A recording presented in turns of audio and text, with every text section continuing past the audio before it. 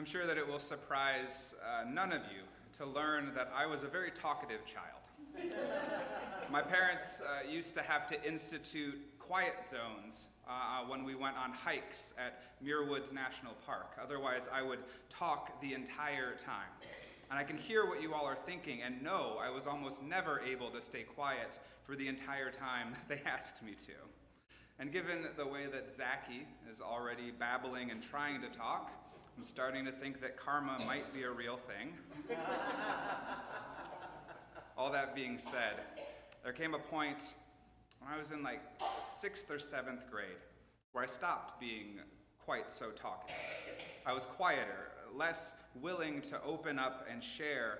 What once had been a fire hose of nonstop banter slowed to a trickle.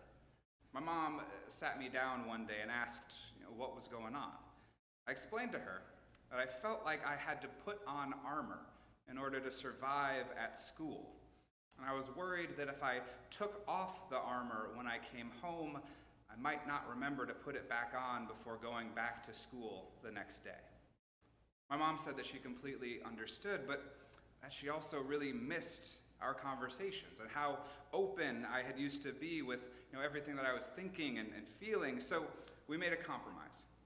I promised to take the armor off when I got home and be more open with them, and she promised to help me remember to put the armor back on in the morning before I left for school.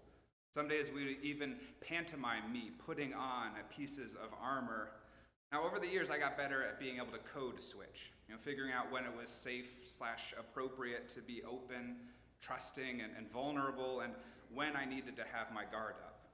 Because unfortunately, we live in a world that, for the most part, doesn't really value those traits. Vulnerability is seen as a weakness, not a strength, something to be exploited. And yet, as we learn here in this place week after week, so often what the world values and prioritizes is not what Jesus understands to be of ultimate importance. And he demonstrates that truth in our gospel reading for tonight, when he invites/commands his disciples to act in ways that are vulnerable and loving. Two things that the world around us often mistakes as weaknesses, but in reality are some of our greatest sources of strength. Jesus and his disciples, they've gathered together for the Passover meal, a sacred, holy observance to give thanks for and remember how God led the Hebrew people out of slavery and into freedom. And in the middle of this incredibly important and deeply symbolic meal, Jesus does the unthinkable.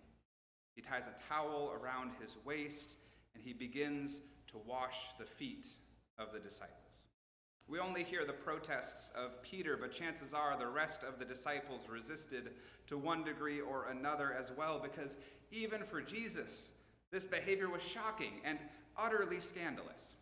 The practice of foot washing is all but lost to us in our modern world, but in Jesus' time it served a very necessary and practical purpose. You've got mostly dirt roads and people walking around in sandals. You can do the math. You end up with some pretty gnarly feet. So a host would put out a bowl of water for their guests to wash their feet with. But that was done at the beginning of the night when the person would enter the house. It absolutely was not a focal point activity placed in the middle of dinner. Additionally, guests would wash their own feet. Or if someone else did it for them, it was done by the lowest of household servants. Never by a person's equal, let alone their superior, which Jesus was, since he was their rabbi, and not to mention the Son of God. Now, Jesus invites the disciples into this moment that is very tender and intimate and vulnerable, both emotionally and physically. Although I'm pretty certain that many of the disciples would have described it differently, choosing words like awkward and uncomfortable. But sometimes that's exactly what we need in order to grow as people. It's the moments that stretch us outside of our comfort zones that so often lead to the most profound insights and deepest learnings. Sometimes we need to get comfortable being uncomfortable, because when we live inside the four walls of what feels safe and familiar, man, that leads to a pretty boring and limited life. I will say that there is a difference between feeling uncomfortable and feeling unsafe. Jesus is not calling us to willingly enter into or stay in situations where we feel unsafe. It can be incredibly dangerous to instruct people to seek out situations where they feel vulnerable, or to choose vulnerability, especially when they belong to groups that have historically been exploited, abused, or mistreated. So we must always exercise caution when it comes to this kind of stuff. And yet, when we find spaces that do feel safe enough, or we're feeling brave enough to risk being vulnerable, we come to see what Jesus knew, that being vulnerable is one of the most important and most courageous things that a person can be. Brene Brown says that vulnerability is not weakness, it's our greatest measure of courage. Sociologists like her have long understood that vulnerability is a key piece to how we cultivate connections with one another, how we create community, and now zoologists are discovering the same thing. On Apple TV right now, there is quite possibly the best nature documentary that I have ever seen, and it's called The Secret Lives of Animals. I highly recommend it, and if you don't have Apple TV, just wait for season 4 of Ted Lasso to come out, and then binge watch both shows during a free trial. Maybe try to squeeze in Shrinking, too, if you have time. Anyway, in one of the episodes entitled Making Friends, there's a segment about Capuchin monkeys in Costa Rica. They make friends, and here I am quoting the narrator, with an extraordinary test of trust that involves a sensitive nose and razor-sharp fingernails. Now what happens is that one monkey will approach another monkey that they want to be friends with, and they will take the finger of that monkey and stick it into their own nose. I know, it's pretty gross, right? But I'll bet foot washing doesn't sound so bad now, does it? The narrator explains it this way, quote, "Now vulnerable, he's showing trust in the other Capuchin. And when they return the gesture, it's the start of a beautiful friendship." Friendships, and really any kind of relationship, require trust, openness, and vulnerability if they are going to ever be anything more than just surface level. Now, I'm not saying that you should go around having other people stick their fingers in your nose. Or heck, give it a try. Let me know how it goes. What I'm saying is that relationships sometimes require us to get a little uncomfortable, to take a risk, and hope that the other person will honor the choice that we have made. Now, in order to be vulnerable, there needs to be a certain level of trust. But trust can be a difficult thing to build. In an interview with Trevor Noah, author and motivational speaker Simon Sinek says, "We don't build trust by offering help. We build trust by asking for it." We don't build trust by offering help. We build trust by asking for it. It's an interesting perspective, and one that I'm not super comfortable with, because offering help is so much easier for me.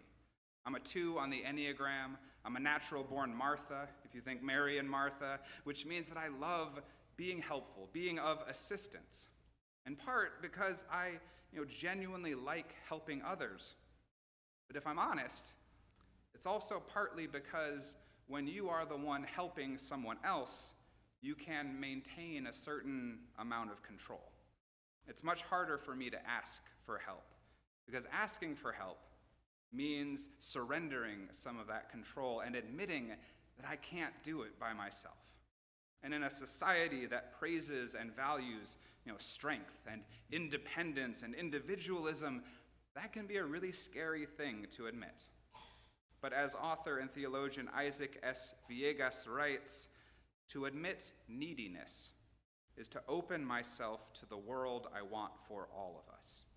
To acknowledge our lack is to disillusion ourselves from our fantasies that we can survive on our own in seclusion from our neighbors and the neighbors of our neighbors. All of us are bound together in common life that belongs to everyone, a world of relationships that depends on each and every member of society. To confess a need is to entrust ourselves to another's grace. To request prayer is to invite someone to wait with us for God's mercy. Which brings us to the crux of the matter. We arrive at the ever-looming question of why. Why would Jesus want the disciples to engage in this social behavior that left them feeling vulnerable and slightly uncomfortable? Why would Jesus instruct them to build real, trusting relationships with one another? The kind of relationships that can only come by way of being open and vulnerable and daring to ask for help rather than always being the one to offer it.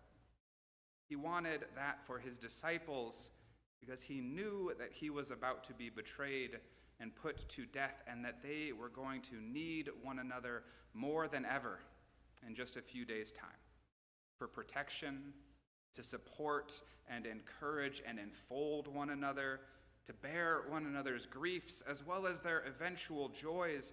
They would need people with whom to cry and laugh and reminisce and hold each other accountable.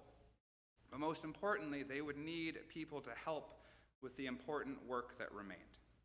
They would need each other in order to continue Jesus' work, continue his ministry, his mission, to proclaim good news to the poor, release for those held captive, healing for all in need of it, and to free those who are oppressed. They would need one another to fight against a world that didn't value the same things that Jesus did. A world filled with people who would look at the way that they were choosing to live and act and be, to look at their values and their principles and see those things not as strength, but as foolishness and something that could easily be exploited. And the same is true here for us tonight, because so much of that same work still remains. So many of those same threats still remain, and we need one another if we are going to survive and thrive and make the world into a closer reflection of the world that God intended for us to live in. And in order to accomplish this monumental task, Jesus gave his disciples and gives us one final secret weapon: love. Love is the other half of the equation when it comes to vulnerability, because being grounded in love is what allows a person to receive and honor when we choose to be vulnerable, and vice versa. Love is at the heart of how we are called to be in relation with one another. And so Jesus instructs his disciples to love one another. But this is no ordinary kind of love. No, because Jesus commands us to love in the same way that Jesus has loved us. And this is no sappy puppy dog love or hippy-dippy Woodstock peace and love, although for the record, those are both perfectly wonderful kinds of love. But for Jesus, Jesus' love was a fierce, defiant, refining, emboldening kind of love. To love in the way that Jesus loves means being willing to serve one another, wash one another's feet, enter into moments that are tender and loving and vulnerable with one another in the midst of a world that doesn't value those things. Jesus' love was unconditional. It set people free, made them whole, sought to find the lost, centered the marginalized, and utterly perplexed and terrified those who were in positions of power, because they could not understand it. It was not something that they could control or exploit or use. It was a love that threatened their very existence, and most certainly threatened their ability to remain in power, which is why the events that we will hear about tomorrow night transpired. But let's not get ahead of ourselves. On this night, Jesus chose to sum up the entirety of his public ministry, chose his culminating message to be one that highlighted the importance of vulnerability and love. He could have chosen any number of other things to emphasize at this critical moment, but he chose to bring to the center these two ways of being in the world, and he calls us to do the same. He calls us to be boldly vulnerable, to live into the rich relationships that such bravery yields. And he calls us to love one another with the same fierce, protecting, redeeming, transforming love that he has for all of us. It's a tall order, to be sure, but luckily we're not in it alone. We have the beauty of community, of friends, of a family based not on our blood, but on the body and blood of the one who would give his life to show us the full extent of his love. And all that's left for us is to do our best to honor such a gift. So let's opt for vulnerability and go wash some feet, either literally or metaphorically. And let's love one another with all our hearts while we do it. Amen.